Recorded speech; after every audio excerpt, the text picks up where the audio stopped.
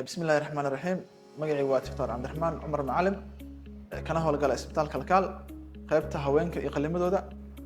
Dad badan waxay noo soo weydiiyeen waxa sameeysan qalimada laserka ama laparoscopiga ah qaybta haweenka. inta badan qalimadaas sameeysan maxay ugu duwan yihiin qalimada hore loo sameey jiray. qalimada haweenka oo laserka lagu sameeyo way ka dhib yar yihiin wayna ka fudud yihiin qalimada hore loo sameey jiray.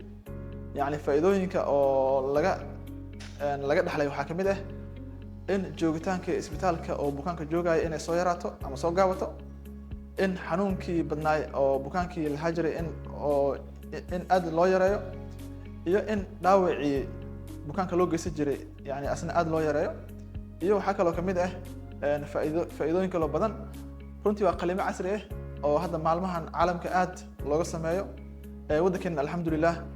maalmahan waa soo kordhinay iyo sanadahan dambe alxamdulillah dawaana si caadi ah loo sameeyaa si routine ah ku soo dhawaada isbitaalka waa mahadsantiin.